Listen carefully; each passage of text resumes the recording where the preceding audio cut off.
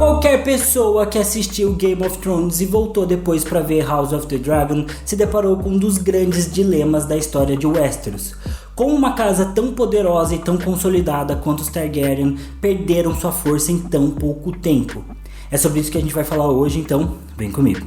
Olá amigos, sejam muito bem-vindos a mais um vídeo do Cala a Boca Thiago. Eu sou o Thiago e a casa Targaryen foi a dinastia mais importante da história de Westeros. Por mais que a gente tenha tido durante a Era dos Heróis ou durante o período ali dos primeiros homens, grandes reinos e grandes famílias que dominaram por bastante tempo e dominaram por mais tempo até do que os Targaryen, eles foram os únicos a conseguir consolidar, Westeros como um único reino. Porém, existem alguns fatores principais que acabaram minando o poder dos Targaryen e levando a um fim definitivo da Casa do Dragão. E eu vou comentar cada um desses fatores nesse vídeo, mas vale ressaltar que a gente pode ter alguns spoilers aqui das temporadas futuras aí de House of the Dragon, especialmente do primeiro fator, porque eu vou falar aí da Dança dos Dragões e especialmente do final dela. Então, fiquem avisados. Bom, não há dúvidas que a Dança dos Dragões levou os Targaryen ao seu pior e momento mais trágico. Com a divisão da família entre os apoiadores da Rhaenyra Targaryen e do Aegon II, lá em 129 DC, Westeros foi tomada aí pelo fogo e sangue, mas especialmente a família que viu seus dragões morrerem constantemente entre as batalhas, que acabou levando a pior dentro do conflito. Nessa época, antes do auge ali da Dança dos Dragões, os Targaryen estavam no seu melhor momento em Westeros, especialmente por conta dos 50 anos de paz do reinado do Jaehaerys I, que foi o rei conciliador, e também por conta do reinado do Viserys I, que também foi um rei bastante pacífico. Além disso, as casas aliadas dos Targaryen, como os Velaryon, também viviam um momento de florescer e estavam com bastante controle ali dos seus territórios, também no auge do seu poder. Nesse período também os Targaryen possuíam quase 20 dragões vivos e estavam realmente esbanjando ali influência, recursos financeiros, militares e bastante poder. Porém, a gente sabe que apenas 4 dragões sobreviveram ao conflito, e sem eles ficou muito mais fácil desafiar ali o poder dos Targaryen, embora isso não tenha acontecido de uma maneira generalizada e imediatamente ao final da dança. Também vale mencionar que dos 4 dragões que sobreviveram à Dança dos Dragões, nenhum deles sobreviveu por muito tempo, o que também ajudou a manter esse status de fraqueza da casa Targaryen, logo após a dança. Contudo, mesmo sem os dragões, os Targaryen conseguiram manter o seu reinado porque eles ainda tinham domínio de outros recursos, que mantinham ali o Reino Unido, como influência, dinheiro, o status deles, como grandes conquistadores e reis, os símbolos de poder e de autoridade. Tudo isso ajudou a manter, o poder deles consolidado por um pouco mais de tempo após a dança. Bom, mas é aí que vem as rebeliões Blackfyre, que são o segundo fator. A rebelião também foi uma guerra civil da casa Targaryen, já que o rei Aegon IV, o Indigno, acabou legitimando todos os seus filhos bastardos e deu munição para o Daemon Blackfyre querer desafiar o seu irmão, o rei Daeron II. Bom, a gente já está cansado de saber que houveram aí pelo menos 5 rebeliões Blackfyres e que todos foram vencidas aí com facilidade pelos senhores dos dragões, que nessa época já não tinham mais dragões, vale ressaltar. Porém, também vale ressaltar que uma guerra não se resume aos campos de batalha, e apesar das vitórias dos Targaryens nos conflitos, os senhores que foram derrotados sentiram um peso da sua traição, e o que faz sentido, quem é derrotado geralmente acaba pagando a conta da guerra. Mas muitas casas apoiaram os Blackfyres, é dito inclusive que metade do reino apoiou eles, e vários senhores perderam terras, recursos, tiveram familiares levados como reféns para os vitoriosos, e isso acabou gerando uma série de cicatrizes que marcaram o reino ali durante décadas, especialmente após o final da primeira rebelião. É um pouco disso até que a gente vê lá no primeiro conto do Cavaleiro dos Sete Reinos. Ou seja, apesar dos Targaryens terem conseguido sair vitoriosos dos conflitos contra os seus rivais Blackfyres, isso causou uma série de rupturas entre as relações dos Targaryens com outras casas influentes no reino. E isso foi sendo construído não só nas rebeliões, mas ao longo de todos os séculos. Porém, as rebeliões Blackfyre são um exemplo mais claro disso, de como uma guerra não acaba quando a última batalha acontece. As feridas delas ficam abertas por muito tempo. Inclusive nas crônicas a gente vê ainda feridas da rebelião do Robert, que ainda estão abertas. O próprio Viserys e a Daenerys são vítimas dessa rebelião que tem as feridas abertas, né? Toda a relação mal estabelecida do Robert com a Cersei, a relação de como tá, né, do Robert com o Ned, a relação do Ned com o Jaime Lannister, tudo isso são feridas ali de um conflito que foi bastante curto, mas que teve um impacto aí pro longo da história. E a rebelião Blackfyre foi um exemplo disso, né? E os Targaryen sempre saíram um pouquinho mais fracos a partir de cada rebelião. Bom, mas não é só de guerras e conflitos que vive aí a história de Westeros. E a ineficiência, loucura e decisões erradas também levaram aí ao fim da dinastia. De modo geral, a gente pode dizer que a monarquia de Westeros e o sistema feudal podem ser facilmente criticados por diversos fatores.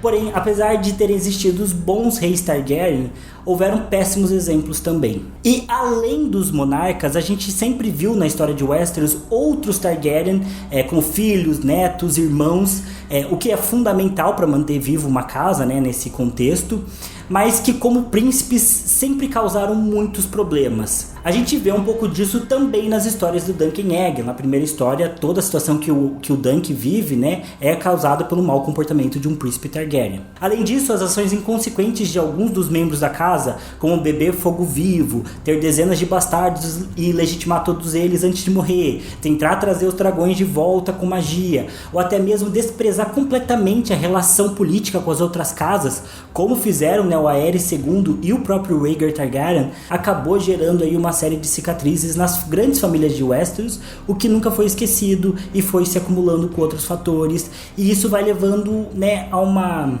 Eu ia falar minação, mas não existe essa palavra. Mas a influência dos Targaryens foi sendo minada aos poucos, né? Porque a gente vê muitos desses casos. E não é que os outros membros das grandes casas de Westeros são santos. Não. Vai ter várias histórias cruéis dos Lannisters, vai ter histórias ruins dos Starks, e de diversas outras casas de Westeros que vão ter abuso do poder, né, como parte da sua política. Porque isso é parte do sistema feudal e do sistema monárquico. Porém, os Targaryens eram os reis do bagaço todo, né? Então, as ações inconsequentes dos príncipes acabam ressoando mais alto, assim como a glória deles, né? E é engraçado que a gente olha muito para os reis Targaryens que fizeram coisas erradas, como eu citei, né? O Maegor, por exemplo, ou a Aegon Indigno, mas príncipes como o Rhaegar Targaryen, né, que completamente desprezou a aliança dele com Dorne, enfim, desprezou também a autoridade da casa Stark, a honra da casa Stark quando sequestrou a Lyanna Stark, são exemplos claros dessas feridas que vão sendo causadas, né? Talvez esse exemplo com Dorne seja o mais recente, porque o fato do Rhaegar ter ali abandonado a Elia Martell acabou gerando também esse sentimento de revanchismo dornês, que agora está caindo sobre os Lannisters, mas que eu acredito que vai ser parte fundamental do fato dos Martell irem se aliar ao jovem Griffin, né, em vez da Daenerys, apesar de eles terem tentado com a Daenerys também, né, mas acho que isso vai servir como justificativa para eles, porque, enfim, os Targaryens não foram exatamente sempre bonzinhos com a casa Martell e com Dorne. Bom, e outro fator que talvez seja externo aí ao governo dos Targaryens seja a vontade natural de Westeros se manter dividida. Como assim? Bom, não é à toa que os Targaryen foram os únicos a conseguirem manter aí Westeros como um único reino e acabaram fazendo isso até que por pouco tempo, né? Já que 300 anos é uma pequena fração aí da história de Westeros, que tem pelo menos aí 8.000 anos desde a chegada dos primeiros homens. Mas é muito difícil manter um reino unido como um todo. E, além disso, os próprios Targaryens não mantiveram esse reinado unificado por 300 anos, né, que foi aí o tempo da dinastia, já que Dorne demorou para se unir ao reino de forma completa e houveram aí algumas rebeliões. E depois que os Targaryens também acabam caindo, os próprios Baratheons não conseguem manter o território unido, já que pouquíssimo tempo após o Robert se assentar no Trono de Ferro, já começa aí uma primeira rebelião Greyjoy durante seu reinado. E após a morte do Robert, a gente já tem a Guerra dos Cinco Reis, com vários territórios aí pedindo a sua autonomia. Então, por mais que seja interessante pensar no território de Westeros como um reino único, né, todo unidinho, bonitinho ali sob o Trono de Ferro, a gente precisa pensar que o próprio sistema político ali das grandes casas é uma constante lembrança de como o domínio Targaryen não era tão real assim sobre todo o território. Na nossa própria história real, na nossa história da humanidade mesmo, o conceito de um território nacional, da identidade nacional, foi aparecer há pouquíssimo tempo, na Idade Moderna. E de modo geral, a gente vê alguns símbolos nacionais aparecendo nesse período para justificar essa ideia de um território inteiro, né? Como bandeiras, hinos, um exército unificado, coisas que o Westeros, por exemplo, não tem, justamente porque o seu sistema político indica um controle muito frágil, né, da casa Targaryen sobre as outras casas. Então, os Lannisters, os Starks, os Tullys, os Tyrell, os Martell continuam não só mantendo seus próprios símbolos de poder, como eles também mantêm uma grande influência no seu território, talvez uma influência até maior do que os Targaryen de modo geral, né? Então isso é muito facilmente quebrado ao longo da história e é por isso que as rebeliões ali são tão constantes. É só parar pra pensar, os Targaryens não têm um exército unificado, eles precisam convocar as grandes casas, para as grandes casas convocarem as pequenas casas, para elas chamarem ali o povo para se reunir no exército deles, né? Então isso já é um símbolo da fragilidade desse sistema político, que é justamente o que a Daenerys acaba criticando da roda, né? De que cada casa é um aro de uma roda, às vezes eles estão em cima, às vezes eles estão embaixo e por aí vai.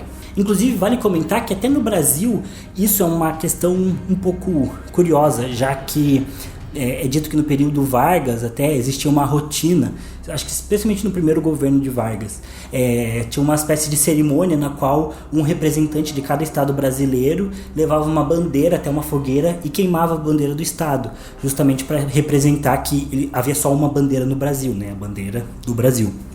Porque antes do governo Vargas, né, havia aí uma grande...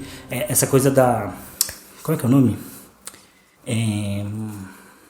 Esqueci o nome. Quando a gente tem o poder dividido pelos estados. A gente tem uma república, o federatismo, isso. A ideia do federatismo era muito mais forte, né? Então cada estado tinha muito mais influência. A gente tinha a questão da República do Café com Leite, né? Que Minas e São Paulo tinham muito mais poder. Então, enfim, o Vargas que meio que acabou com isso de uma forma bem simbólica, né? Ele acabou com essa cultura do federalismo aqui no Brasil. Então, em Westeros, isso ainda é bem forte. Bom, e por fim, como motivo bônus, tem a grande conspiração dos Maestres, que a gente pode fazer um vídeo exclusivo para falar sobre isso, já que é uma teoria muito legal, que sugere que os Maestres conspiraram ao longo da história e agiram para acabar com a dinastia Targaryen. Bom, e por que os Maestres fariam isso? A resposta é bastante simples, porque os Maestres possuem uma cultura anti-mágica, e o símbolo dos Targaryen sempre foi os dragões são símbolos da magia, né, ali no mundo das Crônicas de Gelo e Fogo, e os Maestres queriam acabar com os dragões e, né, para também acabar com qualquer resquício desse poder valeriano, que também é muito associado à magia, eles também já foram minando o poder dos Targaryen e acabando com eles também. Essa teoria tem diversos elementos bastante legais e eu gosto bastante dela, acho que é minha teoria favorita aí das crônicas, então eu acho que vale a pena trazer um vídeo aprofundando em cada ponto e comentando melhor sobre ela. Então segurem aí que eu vou falar mais sobre isso depois.